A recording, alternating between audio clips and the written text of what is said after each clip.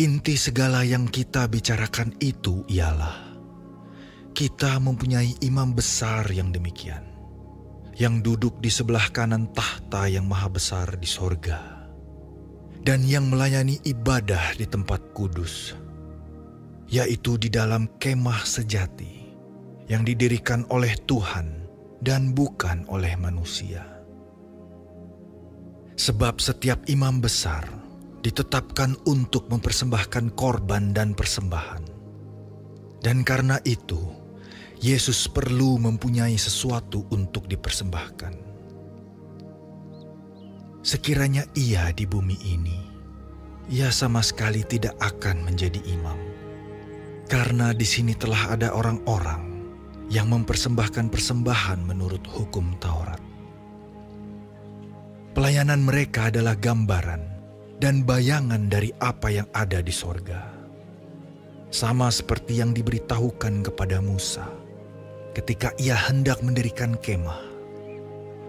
Ingatlah, demikian firman-Nya, bahwa engkau membuat semuanya itu menurut contoh yang telah ditunjukkan kepadamu di atas gunung itu. Tetapi sekarang ia telah mendapat suatu pelayanan yang jauh lebih agung, karena ia menjadi pengantara dari perjanjian yang lebih mulia, yang didasarkan atas janji yang lebih tinggi. Sebab, sekiranya perjanjian yang pertama itu tidak bercacat, tidak akan dicari lagi tempat untuk yang kedua. Sebab ia menegur mereka ketika ia berkata, sesungguhnya akan datang waktunya. Demikianlah firman Tuhan. Aku akan mengadakan perjanjian baru dengan kaum Israel dan dengan kaum Yehuda. Bukan seperti perjanjian yang telah kuadakan dengan nenek moyang mereka, pada waktu aku memegang tangan mereka untuk membawa mereka keluar dari tanah Mesir. Sebab mereka tidak setia kepada perjanjianku, dan aku menolak mereka. Demikian firman Tuhan. Maka inilah perjanjian yang kuadakan dengan kaum Israel sesudah waktu itu. Demikianlah firman Tuhan. Aku akan menaruh hukumku dalam akal budi mereka, dan menuliskannya dalam hati mereka. Maka aku akan menjadi Allah mereka, dan mereka akan menjadi umatku. Dan mereka tidak akan mengajar lagi sesama warganya, atau sesama saudaranya dengan mengatakan, kenallah Tuhan. Sebab mereka semua, besar kecil, akan mengenal aku. Sebab aku akan menaruh belas kasihan terhadap kesalahan mereka, dan tidak lagi mengingat dosa-dosa mereka. Oleh karena ia berkata-kata tentang perjanjian yang baru, ia menyatakan yang pertama sebagai perjanjian yang telah menjadi tua. Dan apa yang telah menjadi tua dan usang telah dekat kepada kemusnahannya. Memang perjanjian yang pertama juga mempunyai peraturan-peraturan untuk ibadah dan untuk tempat kudus buatan tangan manusia. Sebab ada dipersiapkan suatu kemah, yaitu bagian yang paling depan, dan di situ terdapat kaki dian dan meja dengan roti sajian. Bagian ini disebut tempat yang kudus. Di belakang tirai yang kedua terdapat suatu kemah lagi yang disebut tempat yang maha kudus. Di situ terdapat mezbah pembakaran ukupan dari emas dan tabut perjanjian yang seluruhnya disalut dengan emas. Di dalam tabut perjanjian itu tersimpan buli-buli emas berisi mana, tongkat Harun yang pernah bertunas, dan loh-loh batu yang bertuliskan perjanjian. Dan di atasnya kedua kerup kemuliaan yang menaungi tutup pendamaian. Tetapi hal ini tidak dapat kita bicarakan sekarang secara terperinci. Demikianlah caranya tempat yang kudus itu diatur. Maka imam-imam senantiasa masuk ke dalam kemah yang paling depan itu untuk melakukan ibadah mereka. Tetapi ke dalam kemah yang kedua, hanya imam besar saja yang masuk sekali setahun. Dan harus dengan darah yang ia persembahkan karena dirinya sendiri. Dan karena pelanggaran-pelanggaran yang dibuat oleh umatnya dengan tidak sadar. Dengan ini Roh Kudus menyatakan bahwa jalan ke tempat yang kudus itu belum terbuka selama kemah yang pertama itu masih ada. Itu adalah kiasan masa sekarang. Sesuai dengan itu dipersembahkan korban dan persembahan yang tidak dapat menyempurnakan mereka, yang mempersembahkannya menurut hati nurani mereka. Karena semuanya itu, di samping makanan, minuman, dan pelbagai macam pembasuhan, hanyalah peraturan-peraturan untuk hidup insani yang hanya berlaku sampai tibanya waktu pembaharuan. Tetapi Kristus telah datang sebagai imam besar untuk hal-hal yang baik yang akan datang. Ia telah melintasi kemah yang lebih besar dan yang lebih sempurna, yang bukan dibuat oleh tangan manusia. Artinya yang tidak termasuk ciptaan ini.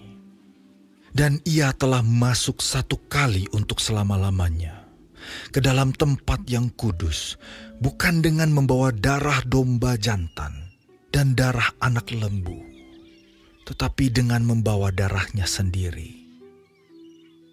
Dan dengan itu, ia telah mendapat kelepasan yang kekal.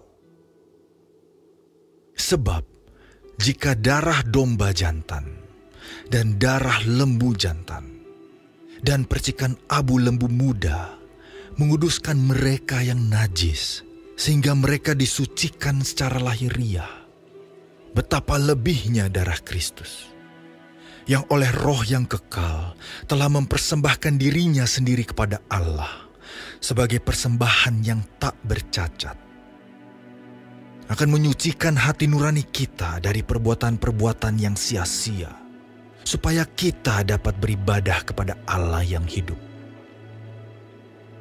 Karena itu, ia adalah pengantara dari suatu perjanjian yang baru, supaya mereka yang telah terpanggil dapat menerima bagian kekal yang dijanjikan. Sebab ia telah mati untuk menebus pelanggaran-pelanggaran yang telah dilakukan selama perjanjian yang pertama. Sebab di mana ada wasiat, di situ harus diberitahukan tentang kematian pembuat wasiat itu. Karena suatu wasiat barulah sah kalau pembuat wasiat itu telah mati, sebab ia tidak berlaku selama pembuat wasiat itu masih hidup. Itulah sebabnya, maka perjanjian yang pertama tidak disahkan tanpa darah. Sebab sesudah Musa memberitahukan semua perintah hukum Taurat kepada seluruh umat, ia mengambil darah anak lembu dan darah domba jantan serta air, dan bulu merah dan hisop, lalu memerciki kitab itu sendiri dan seluruh umat, sambil berkata, "Inilah darah perjanjian yang ditetapkan Allah bagi kamu." Dan juga kemah dan semua alat untuk ibadah dipercikinya secara demikian dengan darah. Dan hampir segala sesuatu disucikan menurut hukum Taurat dengan darah. Dan tanpa penumpahan darah tidak ada pengampunan. Jadi, segala sesuatu yang melambangkan apa yang ada di sorga haruslah ditahirkan secara demikian. Tetapi benda-benda sorgawi sendiri oleh persembahan-persembahan yang lebih baik daripada itu. Sebab Kristus bukan masuk ke dalam tempat kudus buatan tangan manusia, yang hanya merupakan gambaran saja dari yang sebenarnya, tetapi ke dalam sorga sendiri, untuk menghadap hadirat Allah guna kepentingan kita. Dan ia bukan masuk untuk berulang-ulang mempersembahkan dirinya sendiri, sebagaimana imam besar setiap tahun masuk ke dalam tempat kudus dengan darah yang bukan darahnya sendiri. Sebab jika demikian, ia harus berulang-ulang menderita sejak dunia ini dijadikan. Tetapi sekarang ia hanya satu kali saja menyatakan dirinya pada zaman akhir untuk menghapuskan dosa oleh korbannya. Dan sama seperti manusia, ditetapkan untuk mati hanya satu kali saja, dan sesudah itu dihakimi. Demikian pula, Kristus hanya satu kali saja mengorbankan dirinya untuk menanggung dosa banyak orang. Sesudah itu ia akan menyatakan dirinya sekali lagi, tanpa menanggung dosa, untuk menganugerahkan keselamatan kepada mereka yang menantikan Dia. Di dalam hukum Taurat hanya terdapat bayangan saja dari keselamatan yang akan datang, dan bukan hakikat dari keselamatan itu sendiri. Karena itu, dengan korban yang sama, yang setiap tahun terus-menerus dipersembahkan, hukum Taurat tidak mungkin menyempurnakan mereka yang datang mengambil bagian di dalamnya. Sebab jika hal itu mungkin, pasti orang tidak mempersembahkan korban lagi. Sebab mereka yang melakukan ibadah itu tidak sadar lagi akan dosa setelah disucikan sekali untuk selama-lamanya. Tetapi justru oleh korban-korban itu, setiap tahun orang diperingatkan akan adanya dosa. Sebab tidak mungkin darah lembu jantan atau darah domba jantan menghapuskan dosa. Karena itu ketika ia masuk ke dunia, ia berkata, "Korban dan persembahan tidak engkau kehendaki, tetapi engkau telah menyediakan tubuh bagiku. Kepada korban bakaran dan korban penghapus dosa, engkau tidak berkenan." Lalu aku berkata, "Sungguh, aku datang. Dalam gulungan kitab ada tertulis tentang aku, untuk melakukan kehendak-Mu, ya Allah-Ku." Di atas ia berkata, "Korban dan persembahan, korban bakaran dan korban penghapus dosa tidak engkau kehendaki, dan engkau tidak berkenan kepadanya, meskipun dipersembahkan menurut hukum Taurat." Dan kemudian katanya, "Sungguh, aku datang untuk melakukan kehendak-Mu." Yang pertama ia hapuskan, supaya menegakkan yang kedua. Dan karena kehendaknya inilah, kita telah dikuduskan satu kali untuk selama-lamanya oleh persembahan tubuh Yesus Kristus. Selanjutnya setiap imam melakukan tiap-tiap hari pelayanannya dan berulang-ulang mempersembahkan korban yang sama sekali tidak dapat menghapuskan dosa. Tetapi ia, setelah mempersembahkan hanya satu korban saja karena dosa, ia duduk untuk selama-lamanya di sebelah kanan Allah. Dan sekarang, ia hanya menantikan saatnya di mana musuh-musuhnya akan dijadikan tumpuan kakinya. Sebab oleh satu korban saja, ia telah menyempurnakan untuk selama-lamanya mereka yang ia kuduskan. Dan tentang hal itu, Roh Kudus juga memberi kesaksian kepada kita. Sebab setelah ia berfirman, "Inilah perjanjian yang akan kuadakan dengan mereka sesudah waktu itu." Ia berfirman pula, "Aku akan menaruh hukumku di dalam hati mereka dan menuliskannya dalam akal budi mereka. dan aku tidak lagi mengingat dosa-dosa dan kesalahan mereka. Jadi apabila untuk semuanya itu ada pengampunan, tidak perlu lagi dipersembahkan korban karena dosa. Jadi, saudara-saudara, oleh darah Yesus kita sekarang penuh keberanian dapat masuk ke dalam tempat kudus. Karena Ia telah membuka jalan yang baru dan yang hidup bagi kita melalui tabir, yaitu dirinya sendiri. Dan kita mempunyai seorang imam besar sebagai kepala rumah Allah. Karena itu marilah kita menghadap Allah dengan hati yang tulus ikhlas dan keyakinan iman yang teguh, oleh karena hati kita telah dibersihkan dari hati nurani yang jahat, dan tubuh kita telah dibasuh dengan air yang murni. Marilah kita teguh berpegang pada pengakuan tentang pengharapan kita, sebab Ia yang menjanjikannya setia. Dan marilah kita saling memperhatikan, supaya kita saling mendorong dalam kasih dan dalam pekerjaan baik. Janganlah kita menjauhkan diri dari pertemuan-pertemuan ibadah kita, seperti dibiasakan oleh beberapa orang.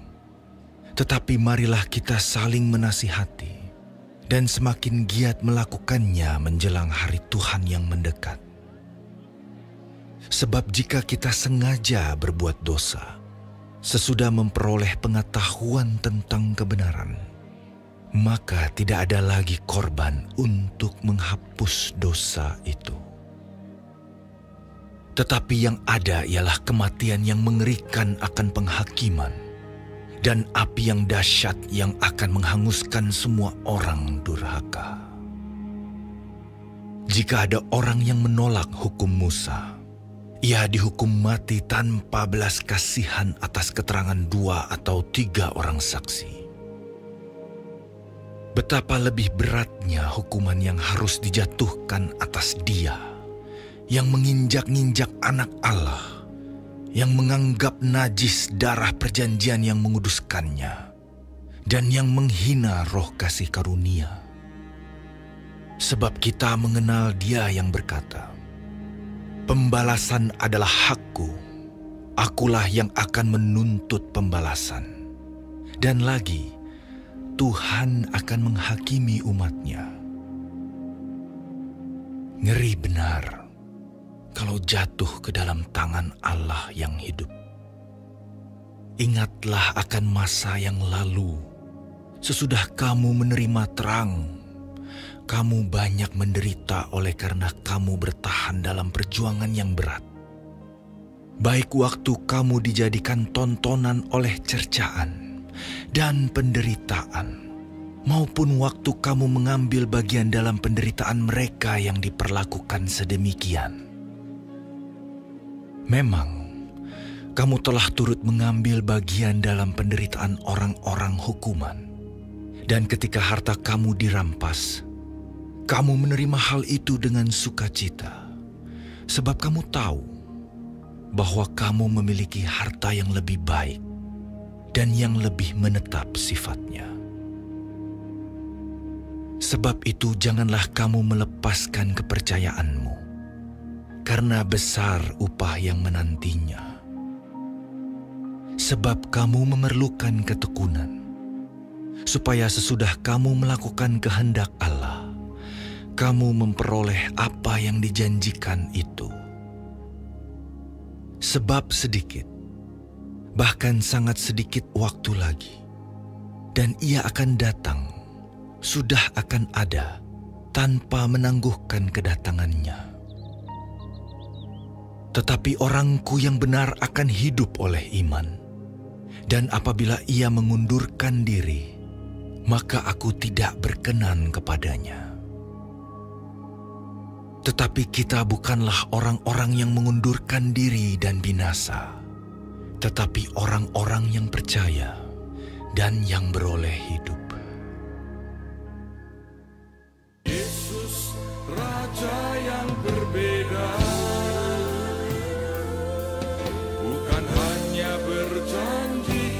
akhir